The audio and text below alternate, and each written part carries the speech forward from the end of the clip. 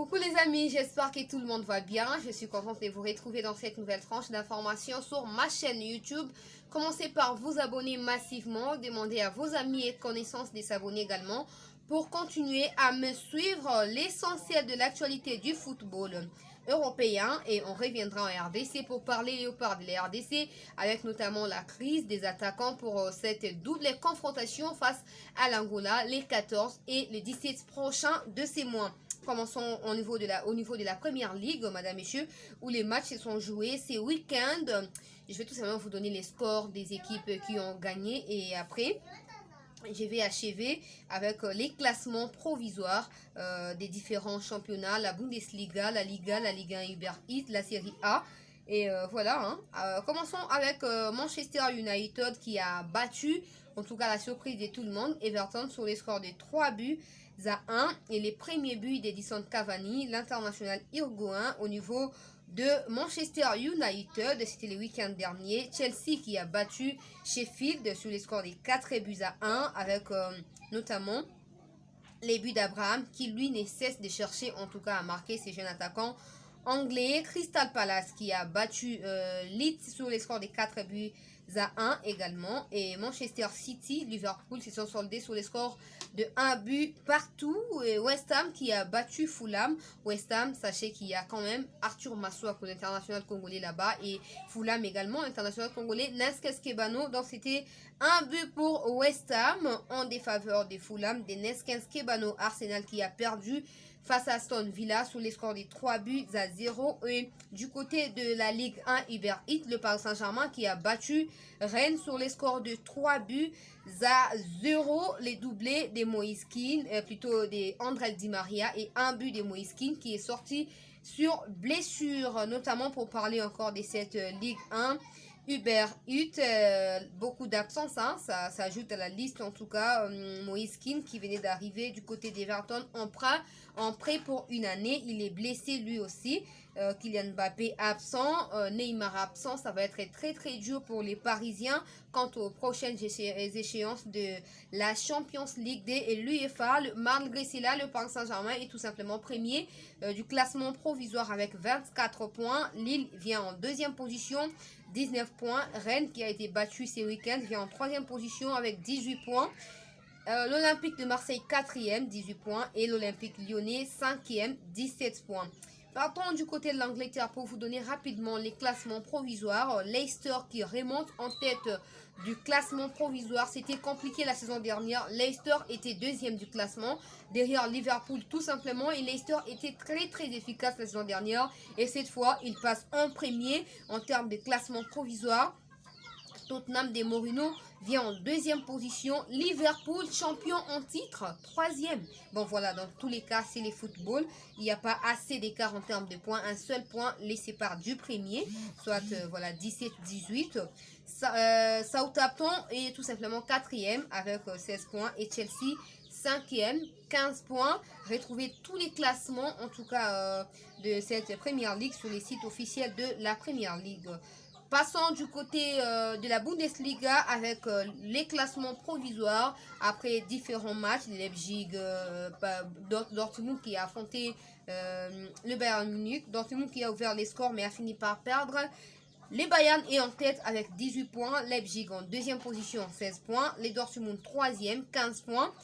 Leverkusen 4e, 15 points. Et Union Berlin et tout simplement 5e. Retrouvez également l'intégralité de tous ces classements sur les sites officiels de la Bundesliga, madame, messieurs. Partons du côté de la Liga avec les classements provisoires avant de revenir en Série A et revenir pour finir en RDC, madame, messieurs. Les Real Sociedad est premier de son classement ou de son championnat avec 20 points. Villarreal 2e, 17 points. L'Atlético de Madrid 3e, 17 points. Les Real est revenu, redescendu 4e, 16 points.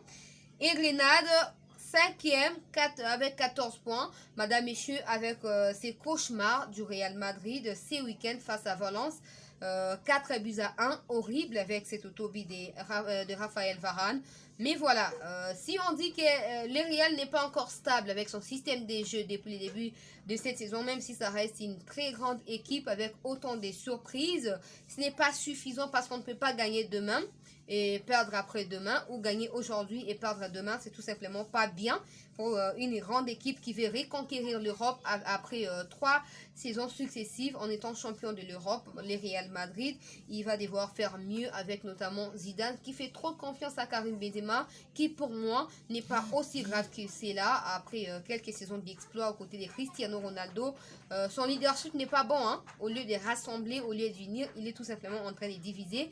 Si vous allez vous rappeler avec ses propos que moi je n'ai pas apprécié à l'égard des Vinicius Junior il y a quelques temps, madame, messieurs. Par contre, du côté de la Serie A, avec ces matchs nuls de Cristiano Ronaldo face à son adversaire les week-ends derniers. Voilà, Cristiano Ronaldo a marqué et son équipe adversaire a égalisé. Un but partout. Un autre personne, plutôt un autre coach qu'on doit interpeller ici, c'est Pirlo Andrea avec ses résultats qui ne sont pas bons jusque-là. Il est lui aussi en train de tantonner un peu comme Zidane de l'autre côté du Real Madrid. Il a désormais Cristiano, il a désormais Alvaro Morata, il a Paulo Dybala. Il va devoir faire mieux avec ses attaquants pour pouvoir remporter autant de matchs et surtout se maintenir en tête du classement de la Serie A pour éviter de se faire piéger parce que les retours n'est pas toujours garanti. On peut toujours perdre comme on a perdu à l'aller. Donc Andrea Pirlo va devoir faire mieux.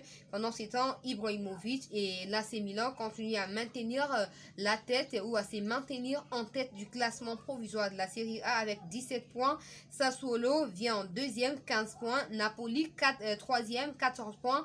AS Roma, 4e, 14 points. Et la Juventus Turin, 5e, 13 points. Donc voilà les classements provisoires, madame, messieurs. Voilà tout pour l'essentiel de l'actualité du football européen. Revenons à RDC rapidement, là où je suis aussi déçu que ça, que des absences. Cédric Bakambu ne sera pas là, Yannick Yala-Bolassier ne sera pas là, Beni Kafobe ne sera pas là. Mais voilà, là on comprend quand même que leurs clubs ne sont pas d'avis afin qu'ils viennent. Mais là ce qui me surprend, c'est l'absence de Yohan Wissa, lui qui s'est pas mal débrouillé pour ses premiers débuts plutôt avec le pas de la RDC. Comment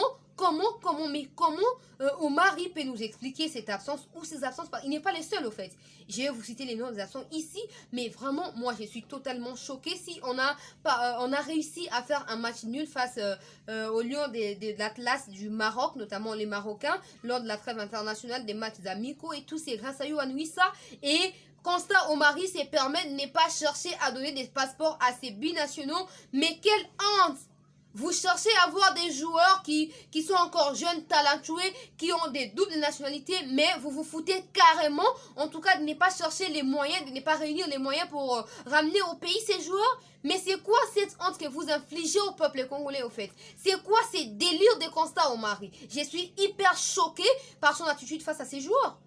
Après, on reste, voilà, les Congos a beaucoup de talent. Après, ça fait quoi quand il n'y a pas organisation? Quand il n'y a pas organisation, ça fait quoi en fait? Vous pouvez avoir des milliers et des milliers de joueurs, mais si vous n'êtes pas organisé, ça fout rien en fait. Après, c'est un grand travail qu'il donne maintenant à Sengi Biembe de pouvoir remanier chaque jour. Ça fait 3 jours successivement qu'il a remanié, il a amendé sa liste des joueurs en fait. C'est quoi ces délires de Constant Omari? Je ne sais pas pourquoi il n'est jamais suspendu, il n'est jamais révoqué. C'est tout. Genre, lui, il reste là définitivement. C'est un président de la confédération qui ne va pas partir, de la fédération plutôt, qui ne va pas partir. Il est éternel. Il suffit que la mort vienne pour qu'il quitte. Non, mais c'est du n'importe quoi. Après, il va délocaliser les lieux des élections de la FECOFA afin qu'ils reviennent à chaque fois à la tête de cette fédération du football de notre pays. C'est des bêtises, mais des bêtises. Après, moi, personnellement, en tant que Congolaise et première supporter ou supportrice, ça s'est dit, des léopards de la RDC, je ne vois pas en quoi sert Omari à la tête de la Fédération congolaise du football. Il n'a qu'à quitter et partir, laisser la place aux gens comme des trésors loi qui sont entrepreneurs, qui non seulement cherchent des joueurs, mais aussi cherchent à ce que le football congolais revienne comme c'était avant sur la scène africaine et mondiale. Constant Omar, il s'est content de prendre les 500 millions de la FIFA, bouffer avec sa famille et se foutre totalement des Congolais. Ce n'est pas les passeports qui manquent. Constant Omar, il ne voyage pas. Il n'a pas de passeport, même si aujourd'hui les passeports ne sont pas encore relancés en termes de production au pays. Constant Omar ne manque pas un passeport. Il est parmi des gens qui se promènent avec des passeports diplomatiques. Et il se permet de foutre la merde aux Congolais et que nous puissions nous retrouver dans une situation d'incapacité ou... Je sais pas. Après, je craque en fait. Avec... Je vais vous donner le nom des attaquants. On ne saura pas battre l'Angola. C'est sûr et c'est clair. Nous serons battus et nous ne serons pas jouer la CAN prochaine. Rassurez-vous, c'est tout. Après, on n'a pas à cracher au fait sur la tête de Christian Sengi Bimbe. On n'a qu'à aller devant la FECOFA, soit marcher, un sit-in ou tout simplement déposer un mémo auprès du président de la République afin qu'il soit révoqué, qu'il quitte la FECOFA et que l'élection s'efface rapidement. S'il va rester membre de la FIFA ou de la CAF, on s'en moque totalement. Mais c'est pas ce qu'on veut. Après, moi, ça me choque, ça me choque. Je vais les dire en lingala pour les Congolais qui vont me suivre. Et ça, nous ne pas si comment on a que bateau, binon, à cause de français, à congolais, aïe, pour nos bêtes, pour le Congo, au Maria, Sakani na bango, à quoi bunda bunda, il base un passeport à croiser, bras tout à la mouine naye. Mais c'est du n'importe quoi. Donc, retenez que Yohan Wissa à Koyate, il n'est pas le seul. Ils vont pas venir, pourquoi? Parce qu'ils n'ont pas de passeport. Dégueulasse, j'ai envie de vomir depuis que je l'ai appris. Je suis choquée, je n'ai que mal à la tête. Je vais vous donner les noms rapidement des gens qui sont convoqués, qui seront présents. Gardien Joël Kiasumboa, Jackson Lulanga, Brudel et Fongue. Défenseur Chancel Mbemba, Christian Louindama, Marcel Tisserand, Bodrick Ungenda, Bobo Ungenda autrement. Issama Pekojo, Fabrice Sankala, Glodingonda, Bagio Saïdi. Milieu de terrain, Merveille Bopé, Yannick Bangala, Edo Kayembe, Fabrice Ngoma, Samuel Mutusami, Nesreske Bano, Gaël Kakuta. Attaquant, Boyokana Noubandeko. Les Congolais, retenez. Du n'importe quoi. Ces gens, c'est pas que, voilà, je ne suis pas sûre de nom, mais quand même, avoir des icônes, des gens qui ont fait les noms au sein du football congolais, c'est aussi important parce que ça va faire peur à l'adversaire. Mais nous, on n'a pas cette notion-là. On s'en fout totalement de ce que ça peut faire, la présence de Yohan Wissa, la présence de Cédric Bakambu.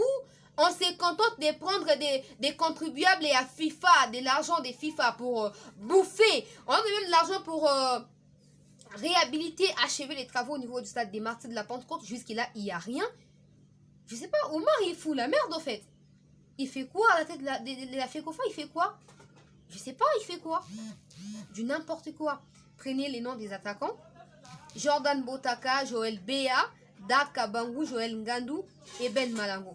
Pratiquement, parce que Malango, pour moi, Raja de Casablanca, c'est comme Mazembe pour moi. Donc, ce sont des locaux. C'est pas mal, mais ils n'inspirent pas confiance. Ils ont joué face au Burkina Faso, ils n'ont pas pu faire grand-chose.